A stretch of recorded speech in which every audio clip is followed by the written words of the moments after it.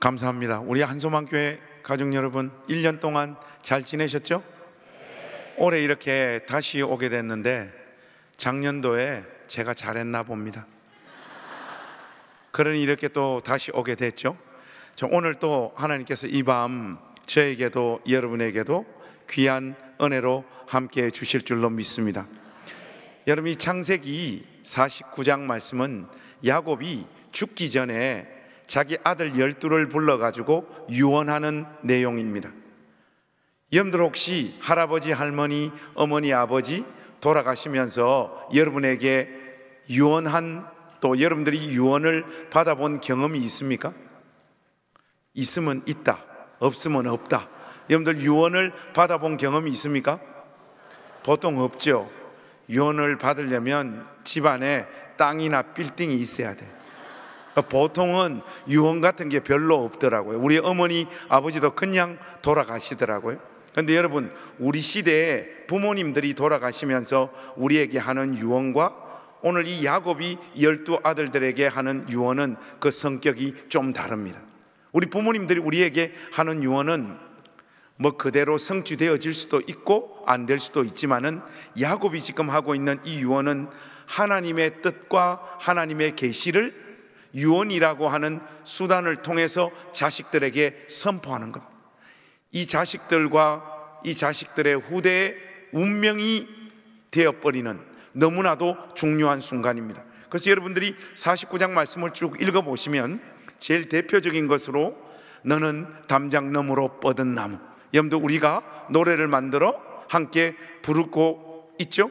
이게 바로 요셉에게 야곱이 했던 유언의 내용이죠. 그렇게 한 자녀 한 자녀 축복을 하면서 유언을 하면서 내려오다가 오늘 본문의 주인공인 시몬과 레위에게 와서는 복을 선포하는 것이 아니라 저주를 선포합니다. 이게 굉장히 낯선 장면이에요. 시몬과 레위에게 저주를 퍼붓기 전에 그들의 인생을 한 문장으로 5절 말씀에서 이렇게 딱 평가를 하는데, 시몬과 레위는 형제요 그들의 칼은 폭력의 도구로다. 너희 둘은 하나님 앞에서 폭력의 도구로 사용되어진 인생이다. 아버지가 아들들의 인생을 평가하면서 굉장히 부정적인 평가를 하고 있습니다. 시몬과 레위가 이런 평가를 받게 된 결정적인 계기가 있죠. 사건이 있습니다. 그게 뭔가 하면 야곱에게는 12 아들들만 있었던 것이 아니라 딸이 있었잖아요. 그 딸 이름이 디나인데, 이 디나가 히위 족속의 추장이었던 세겜에게 강간을 당하는, 끔찍한 성폭행을 당하는 사건을 경험하게 됩니다. 보통 성경에 보면 이 성폭행 행하는 놈들 있잖아요. 자기 정욕의 문제를 해결하고 난 다음에는 그 여자를 향하여 감정이 차갑게 대부분 식어버리지 않습니까? 사무엘 하에 보면 암논이 누이 다말을 강간을 해놓고 그 다음은 자기에게로 오게 하지도 못하게 모든 길들을 다 차단하고 막는 모습을 볼 수 있지 않습니까? 그런데 이 야곱의 딸 디나를 강간한 이 세겜은 좀 독특한 놈이에요.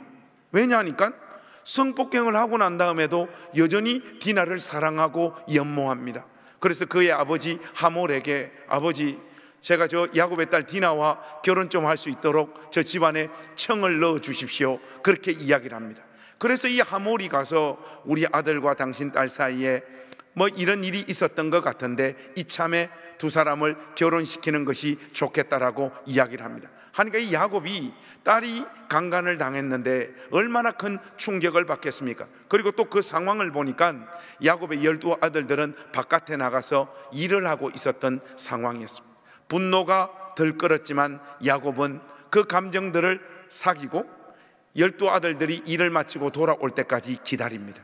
그 성경에 명시적인 언급은 없지만은 아마도 가족 회의가 열렸던 것 같아요. 이 사태를 어떻게 해결할까? 가족 회의 끝에 야곱은 디나를 추장 세겜에게 시집 보내기로 결정을 합니다. 그러나 그냥 보낼 수는 없고, 우리는 하나님의 언약 백성으로 모두가 다 할례를 받은 사람들이니까 네가 정말로 우리 딸 디나를 사랑해서 결혼하기를 원한다면 너도 할례를 받고 히위 족속 모든 남자들도 할례를 받아라. 그 조건으로 우리 딸 디나를 시집 보내겠다 하니까 이 세겜이 진짜로 디나를 사랑했던지 자기도 할례를 받고 자기 족속 모든 남자들에게 할례를 행합니다.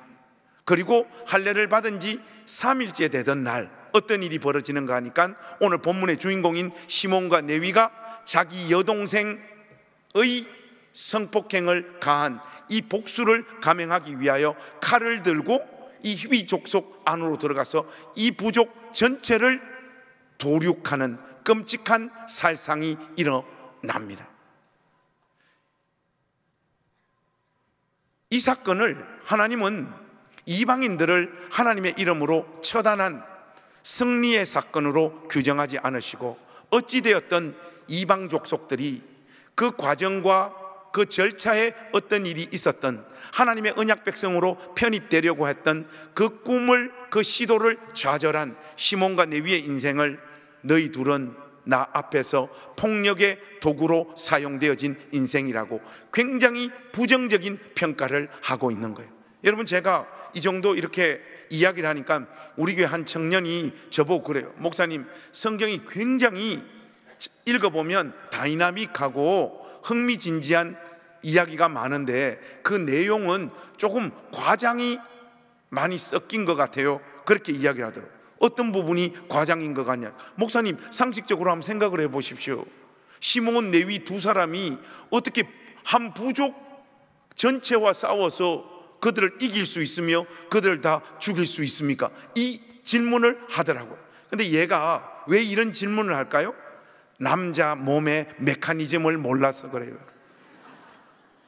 여러분, 구약시대의 할례와 우리 시대의 문화 중에 제일 닮아 있는 게 뭡니까?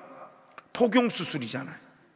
보통 대한민국의 저 또래 남자들은 99.9% 다 포경수술을 받았습니다.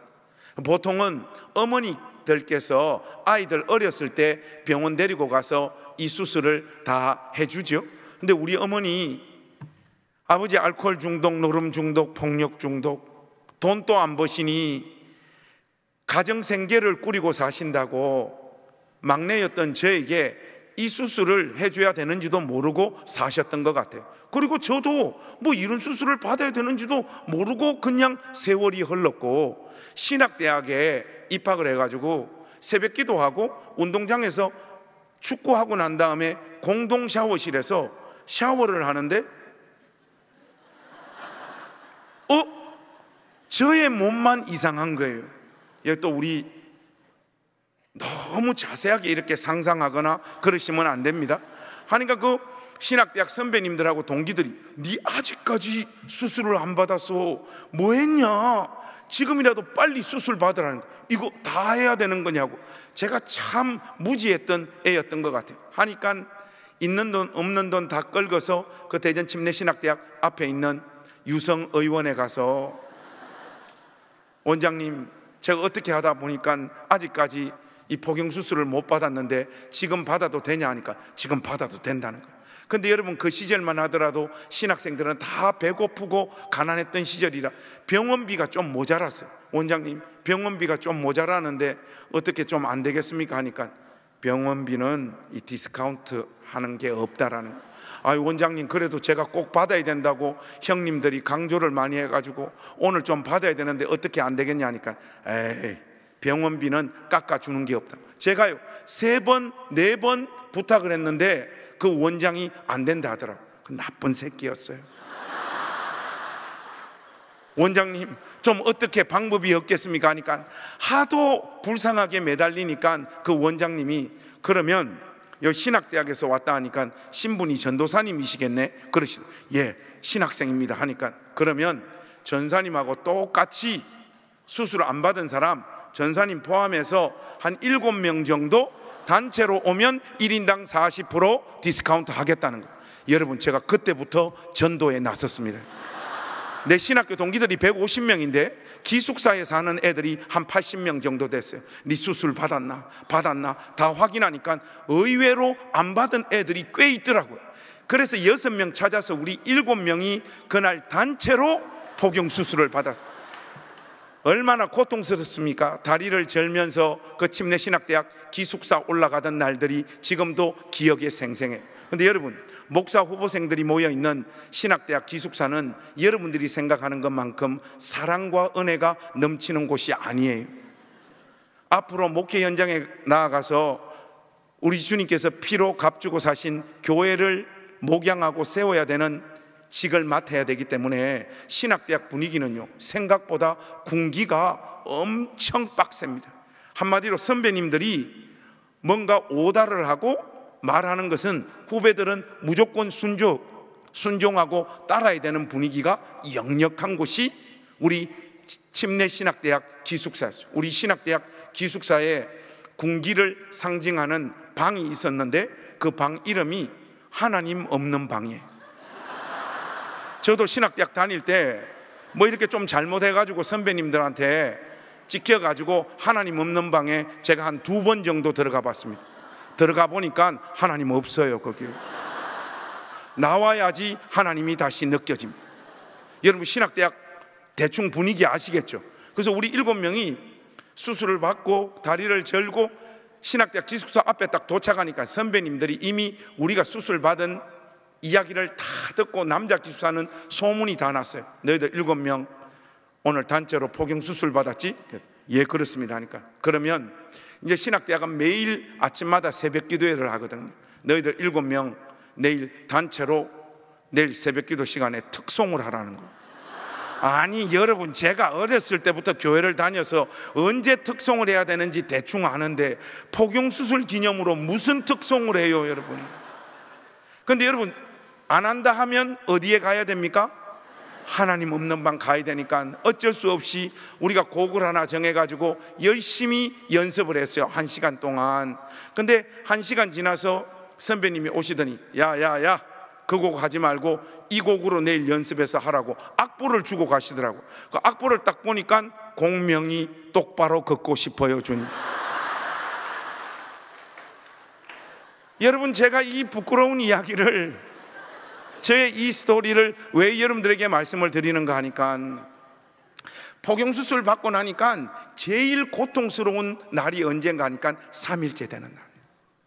우리 7명이 학교도 못 가고 기숙사에 남아서 전전긍긍하며 하루를 보냈던 기억이 지금도 생생합니다. 그런데 여러분, 우리 시대의 포경수술은 마취 주사도 놓고 깨끗한 메스로 표피를 잘라내잖아요. 여러분, 고대 사회 야곱이 살았던 이 시대에 마취 주사가 어디 있습니까? 깨끗한 메스가 어디 있습니까? 부싯돌 갈아가지고 자르던 시절인데, 히위 족속들이 할례를 받고 난 다음 3일째 되는 날은 남자들의 전투력이 완전히 제로 상태로 떨어지는 날이에요. 이 날을 시몬과 레위가 노렸던 거예요. 그리고 이 부족 속으로 들어가 이 부족 전체를 살상하고 도륙했던 거예요. 성경은 과장된 이야기를 하고 있는 것이 아닙니다. 이 짓을 저지른 시몬과 레위를 향하여 하나님은 이제 야곱의 입을 통하여 7절 말씀에 보니까 이들의 인생을 향하여 저주를 퍼부으시는데, 그 노여움이 혹독하니 저주를 받을 것이요 분기가 맹렬하니 저주를 받을 것이라.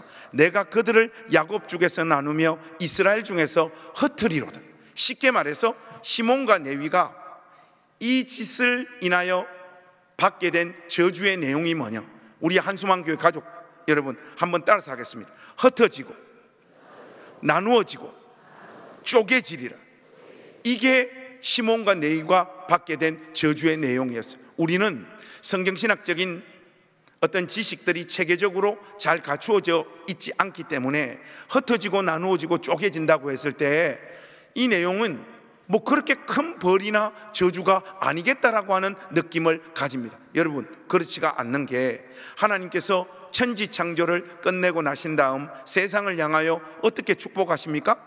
생육하고 번성하여 땅에 충만하라. 그리고 여러분, 실질적으로 구약 성경 안에서 하나님을 사랑하고 경외했던 자들에게 하나님께서 복을 주실 때 그 복의 구체적인 내용이 뭔가 하면 생육하고 번성하여 땅에 충만케 되어지는 복들을 허락하셨다. 그런데 바로 이 내용과 대척점에 있는 정반대되는 위치에 놓여 있는 내용이 뭐냐? 흩어지고 나누어지고 쪼개진다. 한마디로 시몬과 레위는 구약 성경 안을 한정하자면 한 개인과 지파가 하나님으로부터 받을 수 있는 가장 큰 벌과 저주의 주인공이 되는 자리로 내몰리고 있는 거예요. 우리는 성경을 꼼꼼히 읽지 않기 때문에 이 시몬과 레위를 향하여 선포되어진 이 저주가 어떻게 구체화되어졌는지 그 지식들이 잘 없습니다. 그런데 여러분, 시몬과 레위 우리 한번 따져볼까요? 여러분, 민수기 1장에 가면 어떤 내용이 나와 있는가 하면 하나님께서 20세 이상 50세 이하 전쟁에 참여할 수 있는 이스라엘 백성들의 수를 다 계수하여 인구 센서스를 실시해 가지고 각 지파별로 몇 명 되는지 다 조사하라고 명령을 하시죠. 그 지파별로 몇 명 기록되어져 있는데 시몬 지파의 수가 민수기 1장에 보니까 59,300명입니다. 그리고 이스라엘 백성들은 이제 가나안 땅을 향하여 행군하며 전진하는데 시간이 좀 흐른 다음에 24장, 25장, 26장 민수기 가면 하나님께서 시간이 꽤 흐르고 난 다음 인구 센서스를 한 번 더 실시하라고 명령하십니다. 그때 12지파의 인구수를 비교해 보면요, 인구수가 약간 늘어난 지파가 있고 약간 줄어든 지파가 있어요. 그런데 시몬 지파가 1장에서 59,300명이었는데 26장에 가니까 22,200명, 반토막 이상 인구수가 날아가 버립니다. 여러분, 이게 그냥 우연히 이런 일이 일어나고 있는 것이 아니라 야곱의 저주가 시몬 지파의 인생에 그대로 현실화되어지고 있는 모습입니다. 여기서 끝나지 않습니다. 이스라엘 백성들이 가나안 땅까지 가잖아요. 온갖 고생 끝에 그들이 가나안 땅에 도착하자 하나님은 가나안 지역을 다 쪼개고 나누어서 이스라엘 12지파에게 다 할당하여 땅을 배분하십니다. 그런 다음 믿음으로 각 지파는 자기에게 할당되어진 땅을 정복하라고 명령을 하세요. 그때 모든 지파가 악정고투 끝에 하나님께서 자기들에게 주신 땅을 믿음으로 정복합니다. 그런데 여호수아 19장에 보니까 시몬 지파만 어떻게 되는가 하니까 자기에게 할당되어진 땅을 정복하지 못하는 유일한 지파가 됩니다. 그래서 이 시몬 지파는 어떻게 되는가 하니까 유다 지파 안에 땅을 조금 얻어가지고 사는 존재로 전락해버립니다. 이게 긍정적으로 표현한 거고, 아주 부정적으로 표현하자면 유다 지파 속으로 시몬 지파는 흡수 통합되어져서 존재 자체가 사멸되어져 버리는 거예요. 시몬과 레위에게 떨어진 저주가 뭐라고 했죠? 흩어지고 나누어지고 쪼개진다라고 하는 이 저주가 시몬 지파에게 그대로 임하고 있는 것을 우리가 확인할 수 있는 거예요. 저는 오늘 이 밤 시몬 지파도 시몬 지파인데 레위 지파의 인생을 여러분들하고 조금 더 자세하게 추적해 들어가기를 원합니다. 왜냐하면 이 레위 지파가 좀 독특하고 재미있어요. 여러분, 출애굽기 32장에 가보시면 어떤 내용이 나오는가 하면 27절에 보면 제가 한번 읽어드릴게요. 모세가 그들에게 이르되 이스라엘의 하나님 여호와께서 이렇게 말씀하시기를 너희는 각각 허리에 칼을 차고 진이문에서 저문까지 왕래하며 각 사람이 그 형제를, 각 사람이 자기의 친구를, 각 사람이 자기의 이웃을 죽이라 하셨느니라. 이스라엘 백성들이 가나안 땅까지 가는 여정에서 가장 끔찍한, 공동체 전체의 입장에서 볼 때 가장 고통스러운 사건이 출애굽기 32장에 기록되어 있습니다. 이날 약 3,000명 가량 되어지는 하나님의 백성들이 금송아지를 세워놓고 우리를 가나안 땅으로 인도할 여호와 하나님이다, 그렇게 경배한 그 죄 때문에 하나님의 언약 백성 3,000명이 심판받아 죽는 거예요. 모세가 산에서 기도하러 올라갔는데 아무리 기다려도 안 내려오니까 백성들이 징징대기 시작을 합니다. 아론의 마음이 백성들에게 미혹되어져서 아론이 금송아지를 세워놓고 우리를 가나안 땅으로 인도할 여호와 하나님이니 이 금송아지를 하나님으로 예배하라고 하니까 하나님의 백성들이 다 그 앞에 가서 우상 숭배한 거예요. 모세가 산에서 기도하고 내려오고 그 모습을 보고 모세의 분노가 극에 달하잖아요. 하나님 마음을 어떤 의미에서 모세의 그 분노가 대면하는 거죠. 그 자리에서 하나님께서 모세에게 명령합니다. 오늘 이 우상 숭배에 참여한 자들, 가담한 자들 한 명도 남김없이 전부 다 죽이라. 여러분, 이날 약 3,000명가량 되는 하나님의 백성들이 목숨을 잃게 되는데, 우상 숭배 때문에. 그런데 여러분, 여기 재미난 게 뭔가 하면 이날 죽은 사람들의 명단이 우리에게 살짝 소개되어져 있다라는 거예요. 너희는 각각 허리에 칼을 차고 진이문에서 저문까지 왕래하며 각 사람이 그 형제를, 동일한 부모님을 통하여 세상에 나온 형제를, 그리고 각 사람이 자기의 친구를, 각 사람이 자기의 이웃을 죽이라고 명령합니다. 그리고 29절에 보니까 명단이 또 나와요. 모세가 이르되 각 사람이 자기의 아들과 형제를 쳤다라고 했어. 그리고 여러분, 이 출애굽기 32장과 평행 본문이 어딘가 하면 신명기 33장이에요. 거기 보면 이 사건을 간략하게 요약해 놓고 있는데, 거기에 보면 이날 부모들도 침을 당하였더라, 이 우상 숭배 때문에. 그러면 여러분, 이날 이 우상 숭배에 가담함으로 말미암아 죽은 사람들의 명단이 누구냐? 제가 한번 쫙 펼쳐보겠습니다. 동네 아저씨, 아줌마, 이웃, 친구, 동일한 부모님을 통하여 이 세상에 온 형제, 그리고 자식, 부모까지 우상 숭배한 자리에 선 자들 한 명도 빠짐없이 다 죽이라고 명령을 하십니다. 여러분, 이 명령을 하나님 앞에서 받들기가 쉽겠습니까? 어떤 지파도 하나님의 이 명령을 받들지를 못합니다. 그런데 레위 지파가 아마도 피눈물을 흘리면서 이 하나님의 명령을 받들었던 것 같아요.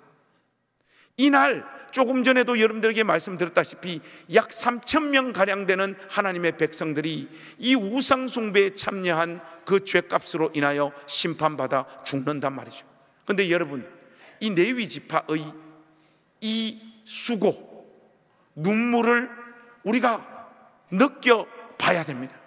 우리 만약에 한소망교회 가족들에게 하나님께서 이 명령을 딱 내렸다고 한다면 여러분은 하나님의 이 명령을 받들 신앙의 용기와 담력이 있습니까? 여러분들, 우리 이거 얼렁뚱땅 넘어갈 일이 아니고 우리 공동체에게 하나님께서 이 명령을 내리셨다 할 때 여러분, 이 표현하기도 조금 민망한데, 여러분 같으면 여기 지금 나열되어진 이 사람들 중에 누구부터 먼저 죽일 것 같아요? 이게 말하기도 민망하잖아요. 근데 여러분, 만약에 하나님께서 저에게 이 명령을 내리시면 저도 굉장히 심각한 고민에 빠져들 것 같아요. 그러다가 하나님의 명령이니 받들어야 되니까 어쩔 수 없이 저는 일단은 나하고 안 친한 순서부터 보낼 것 같아요. 여러분, 어쩔 수가 없잖아요. 일단은 동네 아저씨, 아줌마한테 가서 아저씨, 아줌마 왜 그러셨어? 왜 우상 숭배하셨어? 먼저 가세요. 근데 여러분, 그 다음부터는 진짜 미칠 듯한 고민에 빠져들 것 같아요. 제가 우리 한소망교회 가족들에게 한 두 문제만 제가 내드리겠습니다. 1번 친구, 2번 형제. 첫 번째 문제입니다. 여러분, 친구와 형제 중에 여러분 같으면 누구 먼저 보낼 것 같아요? 정말 고민 많이 되죠? 여러분, 우리 손들기 한번 해보겠습니다.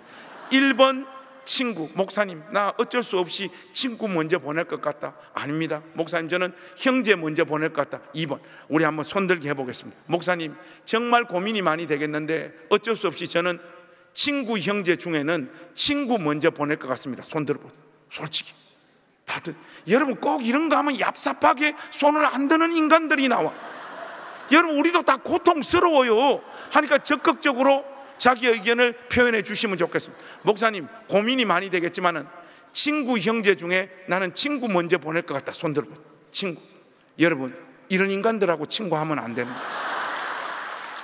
여러분, 어떻게 친구 먼저 보낸다 그래요? 저는요, 진심 우리 형님 먼저 보냅니다. 저는 우리 형님 별로 안 좋아합니다. 살아보니까 형제는 추석하고 설날 때 1년에 2번 보는 게 형제고, 친구는 나그네 인생길에 가장 큰 위로잖아요. 오늘 또 여기 오면서 친구한테 나 한소망교회 간다 하니까 거기 너무 좋은 교회니까 잘 다녀. 여러분, 친구가 위로지 형제는 위로가 안 돼요. 근데 여러분, 이건 어디까지나 저의 가치관이고, 근데 여러분, 레위 지파가 이렇게 한 사람 한 사람 하나님의 명령을 받들어 갈 때 맨 마지막에 누가 놓여 있었겠습니까? 1번 자식, 2번 부모. 여러분들 지금 눈빛을 보니까, 목사님 그 문제는 우리한테는 안 내주면 좋겠습니다. 그럴 리가 있겠습니까? 여러분, 지금 누가 얍삽한지 제가 끝까지 추적하겠습니다 하니까 고통스럽더라도 여러분의 의견을 분명히 표현해 주십시오. 1번 자식, 2번 부모. 야, 목사님 저는 정말 고민이 많이 되겠지만은 어쩔 수 없이 저는 자식 먼저 보낼 것 같습니다. 나는 자식이다. 야, 진짜 나쁜 자식들이다. 좋습니다. 어쨌든 좋습니다. 목사님 저는 뭐 어쩔 수 없잖아요. 자식 어떻게 먼저 보내요? 저는 미안하지만 부모님 먼저 보낼 것 같습니다. 손합니다. 나는 그래도 부모님 먼저 손 높이세요. 손 높이세요. 저 지금 보이네요. 지금 2번 손 든 사람들을 전문적인 용어로 페류나라 그러죠. 그런데 굳이 저보고 이야기를 하라고 한다면 저도 부모님 먼저 보낼 것 같아요. 아니 많이 살았잖아. 여러분, 자식 어떻게 먼저 보냅니까? 내가 먼저 죽으면 죽었지, 안 그런가? 여러분, 이날은요 다 소용이 없어요. 이 모든 사람들이 우상숭배에 참여했으면 이 모든 사람들을 보내야 되는 것이 이스라엘 12지파를 향한 하나님의 뜻이었고, 그 어떤 지파도 하나님의 이 명령을 받들지 못하는데 레위 지파가 하나님의 이 명령을 받듭니다. 그리고 3,000명가량 되는 하나님의 언약 백성들의 목숨이 이날 날아갑니다. 그런데 하나님은 이 레위 지파의 이 수고를 어떻게 평가하고 있는가 하면 32장 29절, 혹시 성경 있는 분들은 찾으시고 없는 분들은 제가 한번 읽어드릴게요. 모세가 이르되 각 사람이 자기의 아들과 자기의 형제를 쳤으니 오늘 여호와께 헌신하게 되었느니라. 그가 오늘 너희에게 복을 내리시리라. 레위 지파가 하나님 앞에 헌신한 사건으로 규정하시고 레위 지파에게 복을 내리시겠다는 거예요. 여러분, 여기에서 오늘 저녁 이 메시지가요 복잡하고 어려워집니다. 지금부터 따라올 자신이 없는 분들은 그냥 주무셔도 돼요. 근데 나 끝까지 이 메시지 제대로 한번 이해해 봐야 되겠다는 분들은 지금부터 더 집중하셔야 됩니다. 여러분, 오늘 우리가 본문을 어디에서 출발했죠? 창세기 49장에서 출발했죠. 거기에 보면 시몬과 레위의 운명이 어떻게 됩니까? 흩어지고 나누어지고 쪼개진, 그리고 실질적으로 시몬 지파의 운명은 그렇게 되어버렸고, 근데 이 레위 지파는 이 헌신으로 말미암아 하나님으로부터 복도 받아야 됩니다. 그러니까 레위 지파의 운명이 이제 하나님으로부터 복도 받고 저주도 받아야 돼요. 저주도 받고 복도 받아야 돼요. 여러분, 이게 간단한 것 같지만 굉장히 어려운 문제예요. 왜냐? 구약 성경 안에서 그 예가 없습니다. 하나님을 사랑하고 경외했던 자들에게 하나님께서 복을 주십니다. 은혜를 주십니다. 그리고 하나님의 말씀에서 이탈한 자들을 향하여 하나님의 심판과 벌이 주어집니다. 이렇게 구약 성경은 선명하게 나누어져요. 구약 성경 어디에도 하나님으로부터 복도 받고 저주도 받고, 저주도 받고 복도 받은 개인과 지파는 아무도 없어요. 그래서 이 레위 지파를 향한 이 현실이 어떻게 전개되어질지 예상하기가 어렵고 그 답을 찾기가 어려운데, 하나님의 기쁘신 지혜 가운데 하나님은 이 문제를 해결해 내시는데, 여러분 여기에 대한 정답이 어디 있는가 하면 신명기 33장에 있어요. 여러분, 신명기 33장에 가면 어떤 내용이 나오는가 하면 이런 내용이 나옵니다. 33장 10절 말씀에 보면 요게 이제 레위 지파가 이 헌신으로 말미암아 하나님으로부터 받은 복의 내용인데, 한번 들어보세요. 두 가지입니다. 두 가지. 주의 법도를 야곱에게, 주의 율법을 이스라엘에게 가르치며 주 앞에 분향하고 온전한 번제를 제단 위에 드리리로다. 이건 무슨 말입니까? 나머지 지파에게 하나님 말씀을 가르치고, 구약 성경 안에서 하나님의 백성들이 하나님과 인격적인 사귐을 위하여 하나님께서 주신 제도가 뭡니까?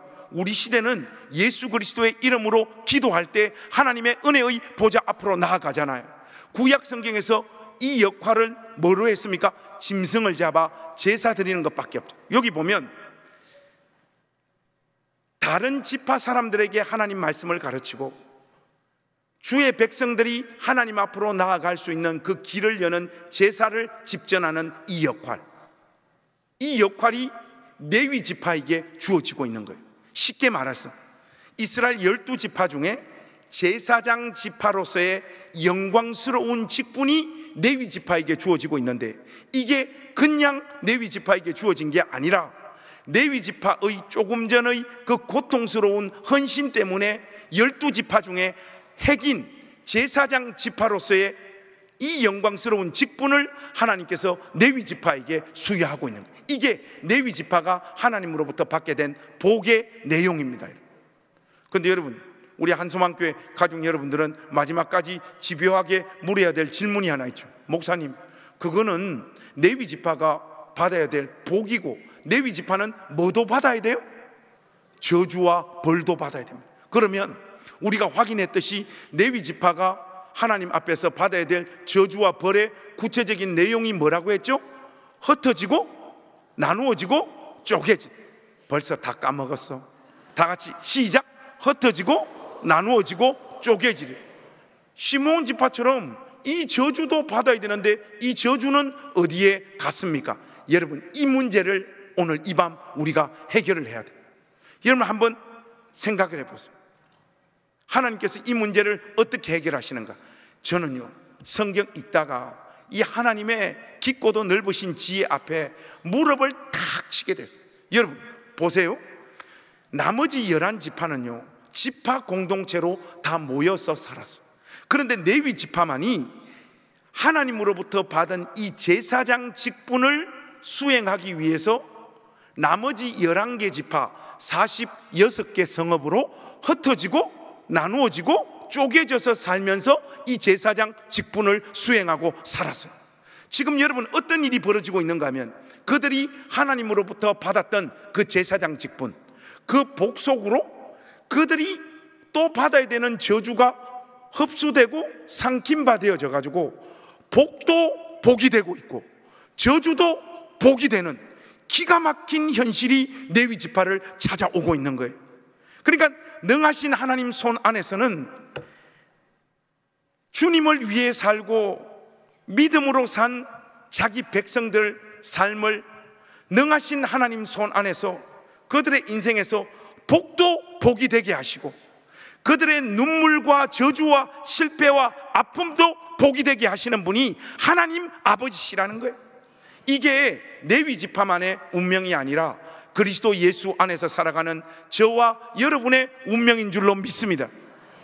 여러분 우리 곰곰이 한번 따져보십시다. 여기 우리 오른쪽에 우리 위임 목사님 이렇게 앉아 계신데, 목사님 계시다 그러면 우리가 우리의 솔직한 마음을 잘 이야기를 못 하거든요. 그러니까 목사님이 안 계시다고 생각을 하고 평상시에 우리가 목사님 설교에 너무 가스라이팅을 심하게 돼서 우리가 솔직하게 말을 못하는 경향이 있거든요. 자, 여러분 예수 믿고 살아서 좋은 게 뭐예요? 예수 믿고 살아서 좋은 게 뭐냐고요, 여러분. 지금 여러분들 지금 입모양 보니까 목사님 우리 다 살고 나면 하나님 품에 안기잖아요. 우리 구원받잖아요.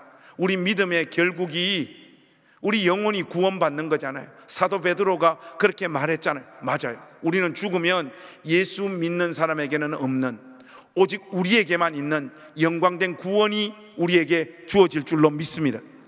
그런데 여러분 이거는 죽고 난 다음이고, 이 땅에서 사는 동안 예수 안 믿는 사람보다 우리가 더 좋은 게 뭐 있어요?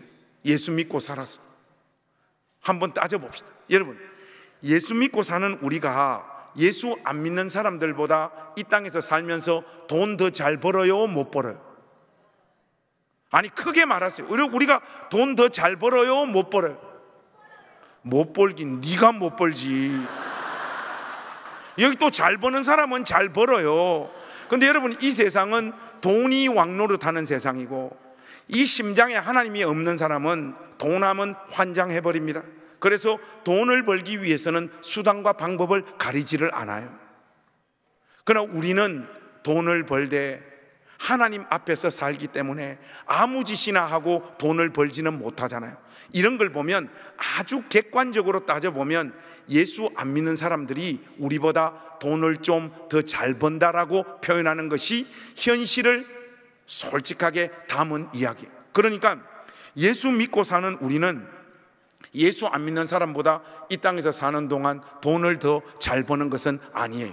그럼 이거 하나 꺾어놓고, 그 다음 여기 우리 권사님, 여집사님들 많은데 우리 예수 믿는 남편하고 이렇게 살아보니까, 여러분, 예수 안 믿는 남편보다 예수 믿는 여러분 남편이 더 집에서 스윗합니까? 예수 안 믿는 남편보다 예수 믿는 남편이 더 스윗해요, 안 해요? 스윗하긴 개뿔이 스윗합니까, 여러분? 제가 이번에 미국 집회를 다녀와가지고 시차가 안 맞아가지고 고생을 해가지고 우리 집사람하고 어제 새벽 3시까지 이런저런 이야기를 하다가, 여보, 다시 태어나는 거 이런 거 없지만 혹시 다시 태어나면 나한테 올 거야? 나한테 시집 올 거야? 우리 사람한테 물으니까 우리 사람이 기가 막힌 이야기를 하더라고요. 내가 돌았냐? 제가요, 목사잖아요. 신방 쭉 해보면요, 예수 믿고 사는 남편이라고 해서 예수 안 믿는 남편보다 더 스윗하거나 아내를 더 사랑하거나 더 아내의 마음을 맞추어 주거나 그러지가 않더라고요. 자매님들 맞잖아요. 제가 이렇게 이야기하니까 우리 교회 그 67세 된 권사님이, 목사님 경험을 자꾸 우리한테 강요하지 마세요. 저는 아직도 우리 남편 보면 여전히 설레이고 가슴이 뛰어요. 우리 권사님이 이래 이야기를 하더라고요. 그거 사랑 아닙니다. 그거 심장병이에요, 여러분. 뭐 말 같은 소리를 해야지. 그럼 여러분, 우리 남자들은 여기 있는 우리 자매님들 견디는 게 쉬울까요, 안 쉬울까요? 제가요, 미쳐버리겠다니까요. 우리 다 그렇게 갈등하며 머리를 뜯으며 삽니다. 이혼하고 싶었는데 설거지 하다 보니까 5시가 넘어가지고 구청 문이 닫아가지고 아직도 이혼 안 하고 사는. 보면 예수 믿는 가정이라고 해서 당위야 예수 믿는 우리 가정이 스윗하고 천국이 돼야 된다고 이야기를 하지만 현실은 그렇지가 않는 경우가 솔직히 많아요. 그러면 여러분, 이것도 좀 아닌 것 같고, 그러면 여러분의 자녀는 공부 좀 잘합니까? 기도하며 양육하고 키운 여러분의 자녀가 여러분들이 소망하고 기대했던 대로 이렇게 주 안에서 잘 성장하고 있고 그 길이 활짝 열리고 있습니까? 예수 믿는 여러분의 자녀들은 게임 안 합니까? 어때요, 여러분?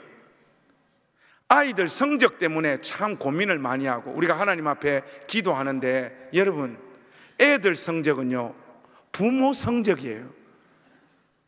우리 집 애들이 성적이 애매해요. 그거 왜 그럴까요? 지 애미를 닮아서 그런 겁니다. 저 이야기가 아니라 메가스터디의 손주은 회장이 수많은 아이들 이때까지 다 데이터 뽑아보니까 80%가 부모 성적을 넘지를 못하고 부모 성적하고 비슷하거나 부모 성적 밑이라는 거예요. 여러분을 욕하시라고. 이런 거 보면 예수 믿고 사는 우리의 자녀들의 현실도 그저 그렇습니다. 이 따져보면 예수 믿고 살아서 예수 안 믿고 사는 사람들보다 더 나은 게 없어 보입니다. 그러나 여러분, 예수님 안에서 사는 우리의 영광, 우리의 자랑, 우리의 명예가 무엇입니까? 예수 믿지 않는 사람들 세상에는요, 이 복과 저주가 만나는 일이 없습니다, 여러분. 그들에게는 복은 복이고 저주는 저주예요. 그들 삶에도 좋은 날만 있는 것이 아니라 고통스러운 날들이 끊임없이 찾아오잖아요. 그때 세상 사람들은 술을 마셔 머리를 마비시켜야지 그날 하루를 버틸 수가 있습니다. 그러나 여러분, 우리의 영광, 우리의 소망, 예수 믿는 우리의 자랑은 하나님께서 그 능하신 손으로 우리의 삶을 붙잡으셔서 우리 삶 가운데 허락하신 복도 더 복이 되게 하시고, 우리의 눈물, 한숨, 아픔, 내가 내 인생을 통과하면서 겪었던 가장 큰 시련과 아픔도 종국에는 복이 되게 하시는 하나님 아버지십니다. 여러분, 좀 이렇게 실감 있게 안 다가오시죠? 저도 예수 믿고 살고 목사로 살면서 목회하며 지냈는데 좋은 날이 없어요. 개척해서 망하고 도시 빈민들, 할머님들 모인 곳에 가서 목회하고 사는데 좋은 날이 없어요. 그리고 목회 환경도 너무 힘들더라고. 부임해서 그래도 사례비를 150만 원 주신다고 해서 옮겨갔을 때 기대가 좀 있었어.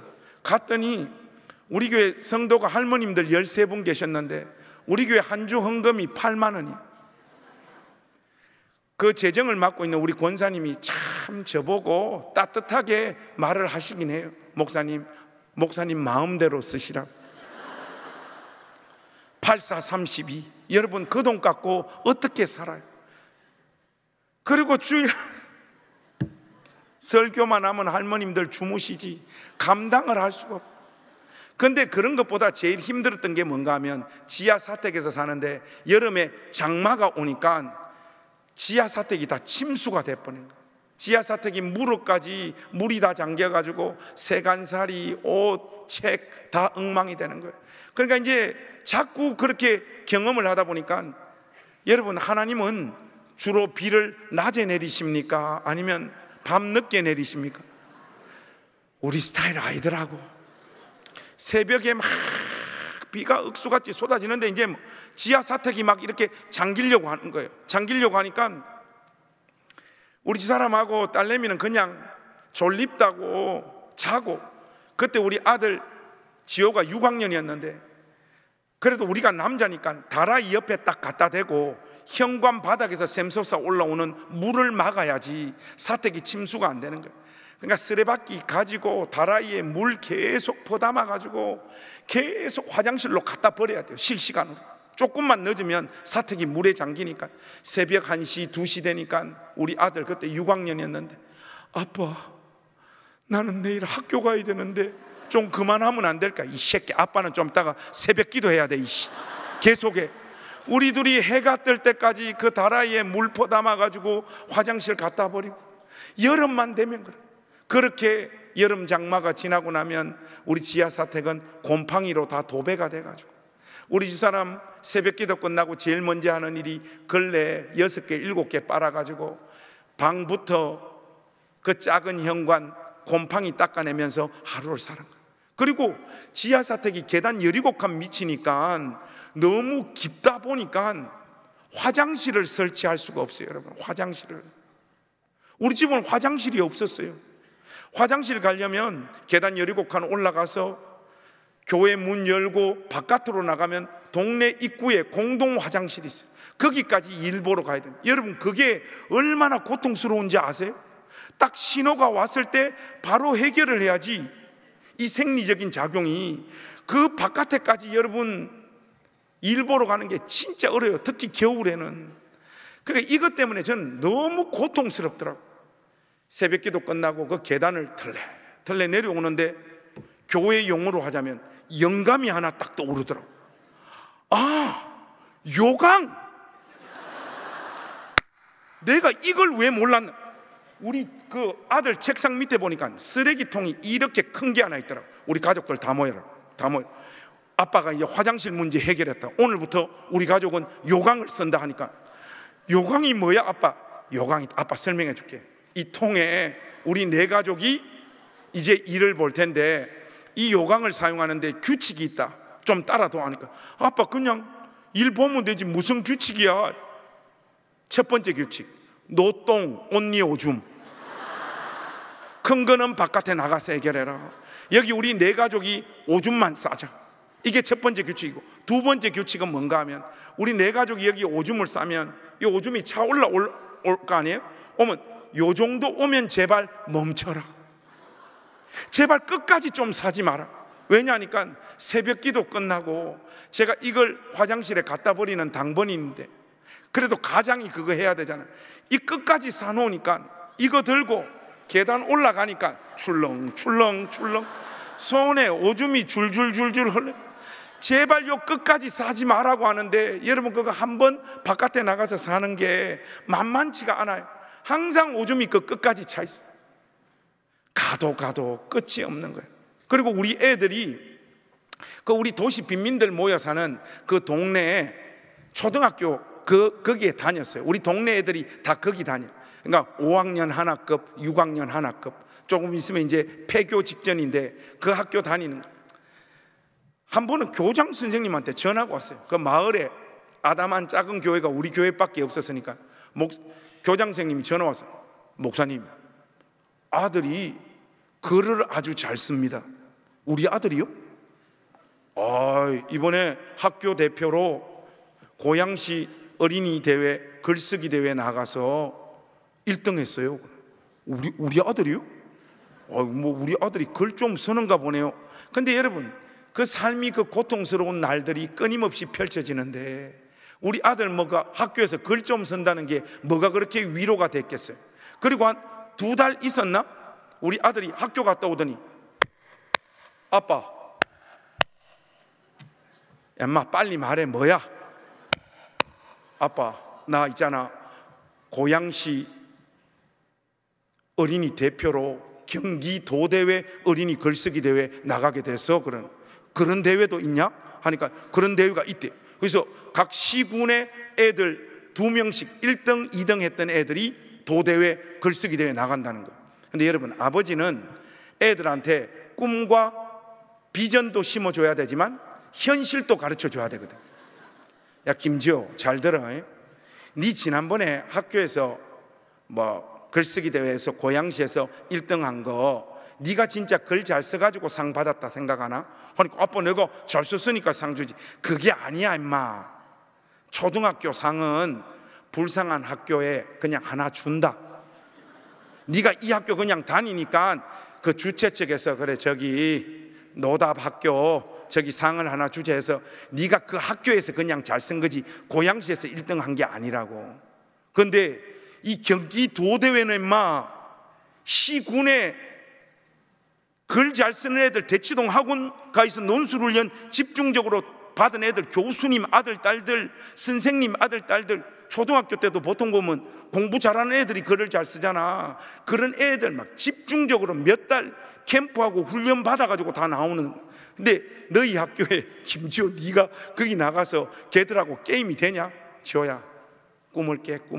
지금부터 아빠가 하는 말 따라해 하니까 뭘 따라해? 아빠가 하는 말을 따라하라고. 나는 하니까 우리 아들이 나는 하더라고. 안 된다. 바로 그거야. 절대 비관정신. 절대 비관정신을 가지고 있으면 실망할 일이 없어요. 지호야 그냥 아빠가 10,000원 줄 테니까 떡볶이 사 먹고 학교 대표로 갔다라고 하는 그 자부심 하나 가지고 재미나게 그냥 창가에 의의를 두고 갔다 와 하니까 아빠 여기가 그렇게 큰데. 그리고 당일이 됐어요. 우리 교장 선생님 뭐 지호 글 잘 쓴다 하더니 뭐 아무 그 기대도 없어. 우리 집사람 사는 게 너무 힘들어 가지고 아무 기대가 없어. 그래서 우리 아들 대회 갈 때 10,000원 주고 지호야 잘 갔다 와 하고 보냈어요. 그리고 그날 이제 저녁 어둑어둑해지는데 우리 지호가 특유의 그 계단 뛰어내려오는 발자국 소리가 있거든요. 다닥다닥 아빠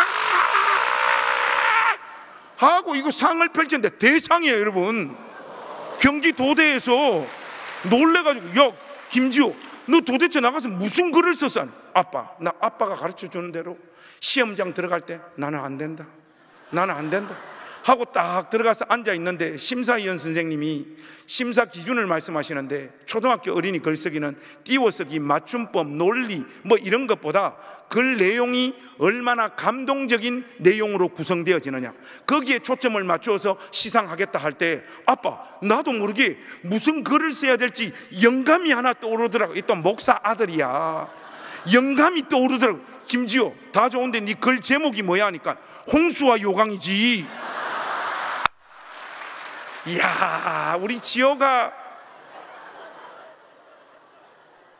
새벽마다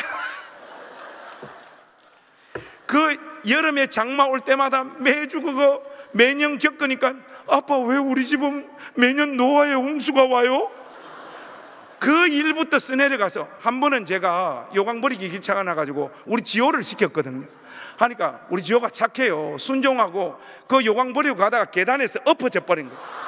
여러분, 이 스토리를 대치동 학원가가 어떻게 이깁니까 여러분?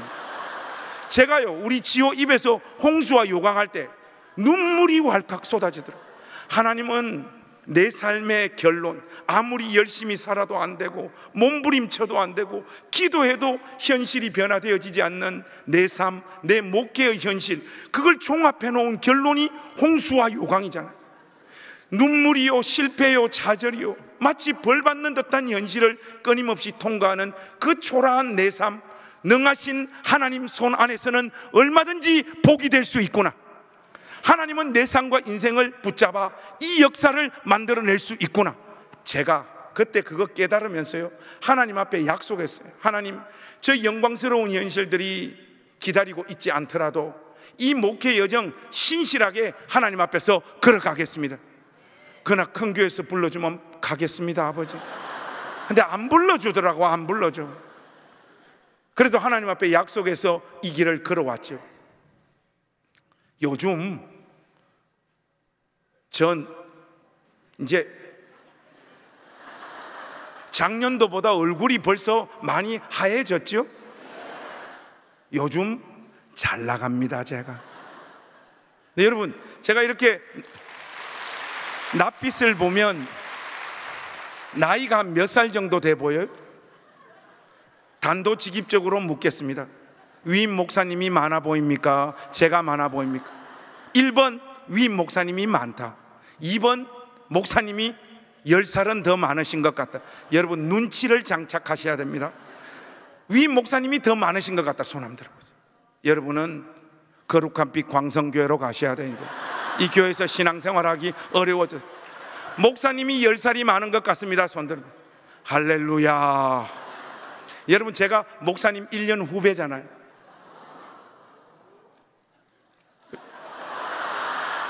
여러분, 이 나이가 되니까 친구들이 모이니까 아버지 이야기를 그렇게 많이 해요. 아버지들이 이제 거의 돌아가시고 해서 저는 제일 친하게 신학교 시절부터 지냈던 친구가 3명이 있습니다. 이 4명이 모이면 매일 아버지 이야기를 해요.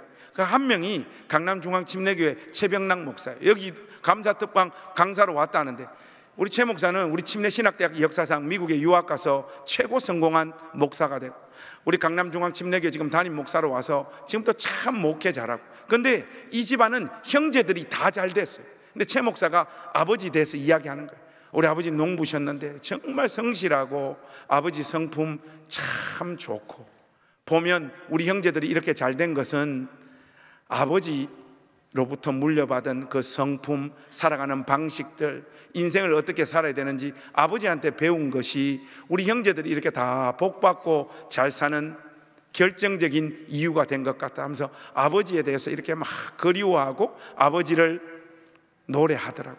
하니까 우리 침례교회가 한 지역에서 제일 큰 교회는 전국에 거의 없습니다. 근데 김천에 가면 우리 침례교회가 제일 큽니다. 거기 내 친구 최인선 목사가 은혜 드린 교회를 목회하고 있는데, 최인선 목사 아버지가 우리 교단 중진 목사님이신데 최준진 목사님이라고. 이 최 목사님은 별명이 김천 성자세. 태어나서 돌아가실 때까지 한 번도 화를 내신 적이 없대요. 여러분, 이런 일이 진짜 가능한지 모르겠어요. 근데 저는 간접적으로 경험한 적이 있어요. 간접적이 아니죠, 직접적. 신학교 1학년 때 제가 방학 때 겨울에 우리 김천에 놀러를 갔어요. 여러분 91년도에는 삐삐도 없고 핸드폰도 없던 시절. 근데 김천역에 도착하면 내 친구가 나와 있기로 했는데 아직 안 나와 있는 거예요. 그래서 전화를 했습니다. 여러분 죄송한데 우리 목사 후보생들도 제일 친한 친구들, 특히 경상도 인간들은 목사 후보생들이라고 하더라도 욕이 없으면 대화가 안 됩니다. 원래 그렇습니다. 여보세요? 하는데 내 친구가 받더라고. 나와 있기로 한 시간에 왜 안 나왔냐? 빨리 나와라. 추워 죽겠다. 시빌라이제이션 뭐 이런 새끼 뭐 이런 거는 약한 거고 막 시빌라이제이션 막 계속 빨리 나와 추워 죽겠어 하니까 빨리 갈게 해 하고 전화를 탁 끊었는데 끊자마자 내 친구가 딱 나타나는 거예요. 이건 지금 시간적으로 불가능한 거잖아요. 아버지한테 욕을 해버린 거예요. 새끼 정도가 아니었다니까요, 여러분. 와, 이거 이제 큰일 났다. 내 친구 어머니 아버지 기다리고 계신다. 관성아 고기 다 준비했다. 빨리 집에 가자. 춥다 하는데 제가 얼어붙으니까 너 왜 그래? 어디 아파? 하니까 아 그게 아니고 어쩔 수 없이 얼어가지고 집에 딱 갔어요. 그 최준진 목사님이 문 앞에 딱 서 계시더라고. 김관성 전도사 이렇게. 예 목사님 욕 잘하네. 욕하는 거 보니까 앞으로 설교를 아주 잘하겠어. 여기 무릎 한번 꿇어보라는 거. 탁 무릎 꿇으니까 저희 머리에 손 올리고 하나님 이 어린 종 귀하게 써 주옵소서. 목사님 마음에는 화가 없어요. 그러니까 내 친구가 그 아버지 그대로 닮았으니 뭐 목회 얼마나 잘하겠어요. 지금도 목회를 잘하고 있고, 한 명이 부산 신평교회 임진만 목사인데 여기는 아버님이 장로님인데 아들, 형님, 동생을 다 목사로 만들어요. 유치원 때부터 한자 성경을 익히고 하루에 성경 구절 하나 유치원 때부터 무조건 암송, 그리고 성경 5장 안 읽으면 밥도 안 주고 학교도 안 보내고. 그래서 아들 둘을 다 목사 만든 거예요. 하니까 내 친구도 그러는 거예요. 아버지가 우리 어릴 때부터 신앙 훈련 잘 시켜주셔서 형님하고 나하고 이렇게 다 목사가 됐는데 다 아버지 은혜다 이야기하는 3명이요 돌아가면서 아버지에 대해서 막 계속 하는 거예요. 1절만 하면 좋겠는데 2절, 3절, 4절 야야야 그만해 임마. 우리 아버지 다 뭐 아는데 너희들이 뭐 이렇게 자꾸 돌아가면서 아버지 이야기만 줄구장창하면 나는 무슨 이야기 하냐 하니까 강남 중앙침례교회 최병락 목사가 저보고 하는 말이 야 김관성이 지금 도대체 무슨 이야기를 하는 거야? 우리 넷 중에 네가 아버지를 제일 잘 만났어 임마 이러는 거야. 야 우리 아버지가 알코올 중독, 노름 중독, 폭력 중독, 우리 가족들이 그것 때문에 피눈물 다 흘리고 이 고통 겪으면서 여기까지 왔는데 내가 뭐 아버지를 잘 만났냐. 이거 아직 정신 못 차렸네. 너에게 그 어마어마한 간정을 주셔가지고 네가 그 간정 팔아가지고 한소망교회도 가고 새롭게 아소스에서도 나가고 잘잘법도 나가고 다니엘 기도회도 나가고 우리는 다 아버지 잘못 만나가 이 모양으로 사역하는데 네가 아버지 제일 잘 만나. 가만 들어보니까 여러분 맞아요 안 맞아요? 하나님이 여러분 삶과 인생에도 이 역사 만들어 내실 줄로 믿습니다.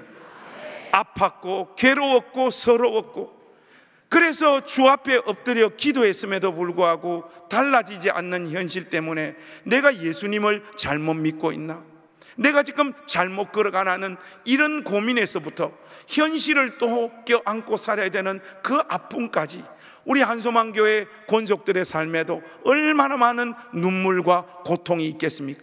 그러나 여러분 레위 지파에 저주를 눈물을 복으로 만드신 하나님께서 여러분 삶과 인생도 영광스럽게 빚어내서 하나님의 영광의 찬송이 되는 자리에 여러분의 인생을 세우실 줄로 믿습니다. 여러분 저는 죽고 난 다음에 제일 궁금한 게 우리 아들이 저의 인생을 어떻게 평가할까? 그게 제일 궁금해요. 우리 집은 사돈의 8촌이 남자들은 다 알코올 중독이에요. 우리 아버지 알코올 중독, 우리 형님 알코올 중독, 우리 형님 아들 지금 30대인데 알코올 중독, 사촌 집 작은아버지 알코올 중독, 사촌 형님 알코올 중독, 사촌 동생 알코올 중독. 집안이 온통 다 알코올 중독이고, 여자들은 그런 사람들하고 산다고 삶이 얼마나 버겁고 힘들겠어요. 예수 믿는 사람은 아무도 없고, 그 가문 위에 마치 이게 강으로 묘사하자면 도도하게 큰 흐름이 돼서 한 집안이 그렇게 이렇게 쫙 흘러가고 있는데, 하나님이 이쪽으로 시냇물 하나 탁 열어가지고 예수 믿는 한 가정을 여셨어요. 접니다, 여러분. 제가 예수 믿은 일대입니다. 해서 예수 믿고 사는데, 여러분 한계가 있죠. 그리스도인의 교양이 장착되려면 오뎅도 한 3대는 끓여야지 국물 맛이 납니다, 여러분. 첫 때니까 목사가 됐지만 좌충우돌 아직 그리고 온전해지지 못한 것들이 얼마나 많겠어요. 그냥 저에게 주어진 대로 분투하며 살다가 가야죠. 그래도 이 정도 살았으면 잘 산 거예요, 여러분. 그리고 저의 생애는 이렇게 끝이 날 거예요. 내가 죽고 난 다음 우리 아들, 이 녀석 있는 그대로 말하는 놈이거든. 아마 장가 가서 자기도 아이들 낳고 살 때 저의 손주들이 우리 아들한테 물을 거예요. 아빠, 할아버지는 어떤 분이셔서? 할아버지 목사님이셨지. 목사님이셔서 더 자세히 알고 싶냐? 아빠 더 자세히 알고 싶어. 목사님이긴 했는데 그 어릴 때부터 막 두들겨 맞고 욕도 많이 듣고 이래서 상처가 많았던 것 같아. 목회를 하는 동안 할머니를 얼마나 괴롭혔는지 몰라. 목사였는데 할머니가 할아버지 때문에 많이 울었어. 그리고 10번 싸움 나면 할아버지가 10번 잘못했어. 그래서 할머니는 울고 죽지 못해서 그냥 살고 목회하면서 사시다가 갔어. 그런데 아들아 있잖아, 이 할아버지가 마지막 죽는 그 순간까지 어떤 시련과 아픔이 있어도 예수님은 놓지 않더라. 그리고 마지막 피니시 라인 들어가는 그 순간까지 예수님 이름 의지하고 예수님 이름 붙잡고 사시다가 생애를 마치셨어요. 그런데 놀라운 게 그 할아버지가 걷기 시작한 그 걸음으로 말미암아 아버지하고 네가 지금도 예수 믿고 살고 있는 거다. 그 첫 시작을 할아버지가 하신 것. 여러분, 저는 우리 아들이 이 말 한마디만 해주면 됩니다. 여러분, 예수 믿었고 당대에 이 정도 하면 잘하는 거지 뭐. 안 그렇습니까? 여러분, 세상의 모든 메커니즘은 죽으면 끝이 납니다. 죽으면 다 끝납니다. 근데 여러분, 죽어도 끝나지 않는 것이 뭔가 하면 믿음의 역사예요. 우리는 예수 믿고 죽으면 끝나는 것 같지만 믿음은 우리가 죽은 다음에도 역사하고 일을 합니다. 저는요 분명히 믿고 확신해요. 예수 믿으면 복 받습니다. 이게 그 인생의 시간을 통과할 때 단기적인 시간 안에서 보자면 복을 안 받는 것 같고 고통 겪고 눈물을 흘리다가 끝나는 것 같아도 장구한 긴 시간 속에서 하나님은 역사하고 일하십니다. 제가 아마 죽고 난 다음에 우리 아들, 그 다음 세대, 우리 가문에 무슨 일이 있을지 저는요 기대가 큰 사람이에요. 여러분, 하나님이 누구십니까? 예수님의 죽음을 재료로 부활을 만들어 내시는 분이잖아요. 완전한 절망, 아무런 소망이 없는 그 재료를 가지고 부활을 만들어 내시는 하나님께서 저의 삶, 저의 가정, 가문 위에 주의 은혜가 임할 거예요. 예수 믿고 살다가 저는 죽을 거예요. 그러나 여러분, 우리 아들, 그리고 우리 아들 그 다음 우리 가문이요, 이 큰 저주가 흐르는 듯한 이 가문에 알코올 중독, 폭력, 노름, 이런 문화들이 쫙 흘러가는 거기에 우리 주님께서 시냇물 하나 착 열었는데, 이 시냇물이, 여기 지금 아멘 나와야 되는데, 이 시냇물이 퍼져서 결국은 이 강을 압도하고 덮어낼 거라고 저는 확신합니다. 오늘 우리 한소망교회 가족들, 여러분 삶에 왜 눈물이 없고 아픔이 없겠어요? 고통이 왜 없고 해결되어지지 않는 삶의 과제가 왜 없겠습니까?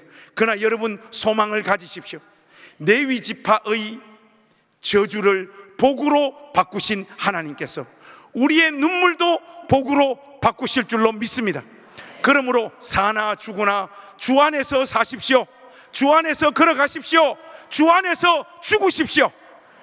여러분이 걸어간 그 믿음의 여정을 빚어내서 하나님께서 여러분의 가정과 가문을 복되게 하실 줄로 믿습니다. 여러분 모두가 그 주인공들이 다 되시기를 우리 구주 예수 그리스도의 이름으로 축원합니다. 여러분들 손 높이 한번 들고 이 시간 우리 주여 한번 외치고 우리 가족들 이름 불러가면서 우리 합심하여 한번 다 같이 기도하겠습니다. 남편 이름도 부르고 아내 이름도 부르고 우리 자녀 이름도 부르고, 하나님, 나의 객관적인 삶을 대하는 실력, 삶의 조건, 능력 이런 것 뛰어넘어 하나님 우리 가정과 가문 위에 복을 주옵소서. 하나님만이 주실 수 있는 은혜를 주옵소서. 긍휼히 여겨 주옵소서. 주의 자비로 덮어 주옵소서. 여러분들 우리 주여 한번 힘차게 외치고 합심하여 다 같이 기도하겠습니다. 주여, 하나님 아버지 은혜와 사랑을 감사합니다.